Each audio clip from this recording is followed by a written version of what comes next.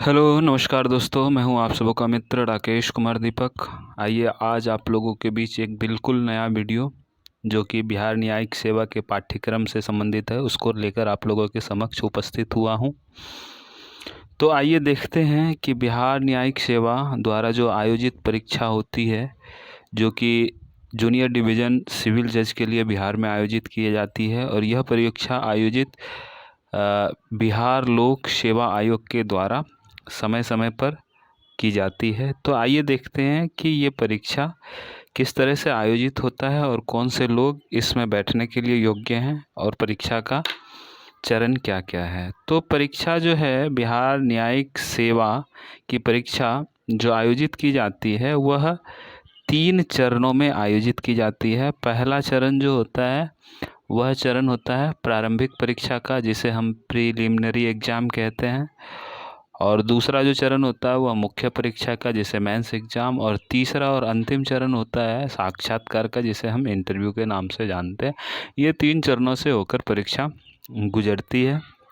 तो आइए देखते हैं, एक एक करके समझने का हम प्रयास करेंगे कि ये परीक्षा होते कैसे हैं और कौन कौन से लोग इसमें भाग ले सकते हैं। तो सबसे पहले आइए देखते हैं कि कौन कौन से लोग इस परीक्षा में भाग ले सकते हैं।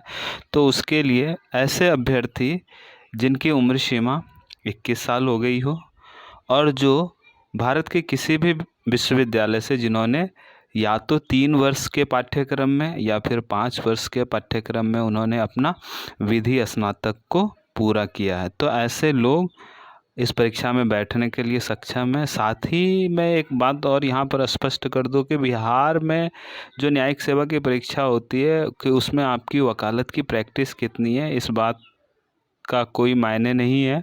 ये अनुभव इसमें काउंट नहीं किया जाता है। तो आइए देखते हैं परीक्षा के पहले चरण को।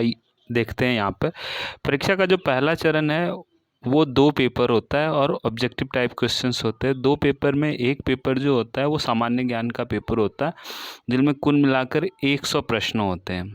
100 प्रश्न का एक पेपर होता है जो सामान्य ज्ञान के पेपर होते हैं। दूसरा जो पेपर होता है वो विधि का पेपर होता है, लॉ का पेपर होता है। लॉ के पेपर में जो क्वेश्चंस की संख्या रहती है वो क्वेश्चंस की संख्या है 150। तो कुल मिलाकर यहाँ 250 सवाल के एग्ज़ाम प्रारंभिक परीक्षा की होते हैं, जिसमें 100 सवाल सामान्य ज्ञान के होते हैं और 150 सवाल जो विधि से संबंधित होते हैं। और जैसे ही आपने प्रारंभिक परीक्षा पार कर ली तो अगला पड़ाव जो परीक्षा का है वह है मुख्य परीक्षा का पड़ाव, जो सबसे महत्वपूर्ण पड़ाव है। और मुख्य परीक्षा में कुल मिलाकर 8 पेपर के एग्ज़ाम कंडक्ट किए जाते हैं। 8 पेपर कौन कौन से हैं? तो पहला जो पेपर है वो पेपर है सामान्य हिंदी का, जो सभी विद्यार्थी के लिए अनिवार्य है। दूसरा पेपर है सामान्य अंग्रेजी का। जो दोनों पेपर होते हैं वो 100 नंबर के होते हैं। 100 नंबर के सामान्य हिंदी, 100 नंबर के सामान्य अंग्रेजी के पेपर होते हैं। दोनों पेपर क्वालिफाइंग नेचर के होते हैं, अर्थात आप इसमें क्वालिफाइंग कर जाते हैं तो फिर आगे की आपकी योग्यता पर विचार की जाएगी आयोग के द्वारा। क्वालिफाइंग के बाद जो तीसरा पेपर होता है वह पेपर है प्रक्रिया विधि की पेपर होती है। और प्रक्रिया विधि में मुख्य रूप से भारतीय साक्ष्य अधिनियम, सिविल प्रक्रिया संहिता, दंड प्रक्रिया संहिता और मध्यस्थता एवं सुलह अधिनियम से क्वेश्चन होते हैं। तो ये तो आपके 3 पेपर हो गए, एक पहला हिंदी, दूसरा इंग्लिश, तीसरा प्रक्रिया विधि। और 2 पेपर जो होते हैं मुख्य परीक्षा में वो जीके और जीएस से होते हैं, जिसे डिस्क्रिप्टिव टाइप के क्वेश्चन होते हैं जिसे लिखना होता है। तो इसमें 150 अंक का जो पेपर होता है वो पेपर सामान्य ज्ञान का होता है, जो डिस्क्रिप्टिव होता है जिसे लिखना होता है। तो एक हिंदी, एक इंग्लिश, एक प्रोसीजर लॉ, एक सामान्य ज्ञान, और एक जो चौथा पेपर होता है वो सामान्य विज्ञान का होता है। सामान्य विज्ञान के पेपर में कुल 100 के सवाल रहते हैं जो कि लिखना होता है।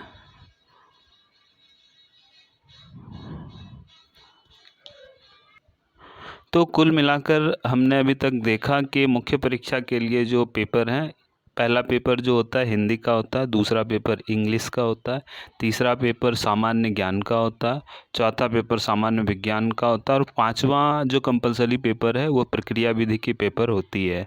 तो ये 5 पेपर जो है सभी स्टूडेंट्स के लिए कंपलसरी है, सबको इनमें पार्टिसिपेट करना होता है। बाकी 3 जो यूनिट हैं, 3 यूनिट में आपके ऑप्शनल सब्जेक्ट होते हैं जो मुख्य परीक्षा से पहले जब आप फॉर्म डालते हैं तो उस समय आपसे पूछा जाता है। और वहाँ पर सिलेबस में उन्होंने 5 यूनिट दे रखा है और 5 में से आपको कोई 3 यूनिट जो आपके पसंदीदा विषय रहे होंगे तो उससे संबंधित आप उसमें ऑप्शन डाल सकते हैं। कि जैसे एग्जाम्पल के लिए मैं एक लेता हूँ कि यूनिट 1 में है भारत का संवैधानिक विधि एवं प्रशासनिक विधि।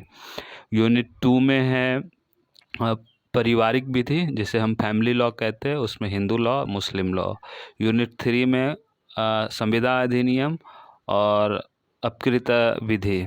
तो ये 3 इसी तरह से जब मैं अलग अलग आगे वीडियो लेके आऊँगा जो मैं विस्तार पूर्वक वीडियो लेकर आऊँगा और जिसमें आपके प्रारंभिक परीक्षा के, फिर मुख्य परीक्षा के, फिर साक्षात्कार के लिए अलग से मैं एक वीडियो लेकर आऊँगा। तो यहाँ पर 5 यूनिट में से 3 यूनिट आपको चुनने होते हैं। इस तरह से 3 यूनिट इधर, हर यूनिट में जो सवाल होते हैं 150 अंक के होते हैं। प्रक्रिया विधि में भी 150 अंक के होते हैं और इधर जो 3 यूनिट मैंने आपको बताया तीनों में 150 अंक के सवाल होते हैं। और इस तरह से 3 यूनिट इधर और 5 सब्जेक्ट मैंने आपको पहले बताया। तो कुल मिलाकर मुख्य परीक्षा 8 सब्जेक्ट्स के होते हैं जिसको मैंने आपको स्लाइड में लिख रखा है। आपको स्लाइड आपके सामने आपको दिख रहा होगा कि किस तरह से है। तो ये था मुख्य परीक्षा का पड़ाव। मुख्य परीक्षा का पड़ाव जैसे ही पार होता है अंतिम पड़ाव आता है साक्षात्कार का। बिहार में साक्षात्कार जो होता है वो कुल मिलाकर 100 नंबर का साक्षात्कार होता है और इस 100 नंबर के साक्षात्कार में बिहार में जो आपके सिलेबस है उससे संबंधित जो आपके बेसिक सवाल है, विधि से संबंधित और भी तत्कालिक महत्वपूर्ण घटनाओं से संबंधित, जो उस समय की समसामयिक घटना है उससे संबंधित, ये सारे सवाल आपके इंटरव्यू में रहते हैं। और इंटरव्यू में मुख्य रूप से आपके व्यक्तित्व का परीक्षण होता है और किस तरह से आप वहाँ पर अपने आप को रिप्रेजेंट कर पाते, तो ये मायने रखेगा इंटरव्यू के समय। तो ये था आपका 3 अलग अलग चरण जो बिहार न्यायिक सेवा द्वारा बिहार में खास करके जूनियर सिविल जज के लिए, जूनियर डिवीज़न सिविल जज के लिए जो एग्ज़ाम आयोजित होते हैं उसके लिए ये पाठ्यक्रम थे। बहुत कम समय में, कम समय में आप लोगों के बीच संक्षिप्त रूप में पूरे पाठ्यक्रम को मैंने विस्तार पूर्वक रखने का प्रयास किया है। ओवरऑल आपके दिमाग में एक पाठ्यक्रम से संबंधित एक रूपरेखा तैयार हो जाए, फिर आपको आगे अपनी तैयारी को सही दशा और दिशा देने में आपको सहूलियत होगी। और आप सबों से उम्मीद है कि आपको ये वीडियो जो मैंने आज स्पेशल आपके लिए बनाया है आप सबों को अच्छा लगे, और अच्छा लगे तो प्लीज़ मित्रों आप लोग इस वीडियो को ज़्यादा से ज़्यादा मात्रा में लाइक करें, सब्सक्राइब करें और अपने जो साथी हैं उनके साथ इस वीडियो को शेयर करें और मुझे बहुत खुशी होगी। चलिए बहुत बहुत धन्यवाद अपना कीमती समय देकर मेरे इस वीडियो को देखने के लिए। मित्रों धन्यवाद।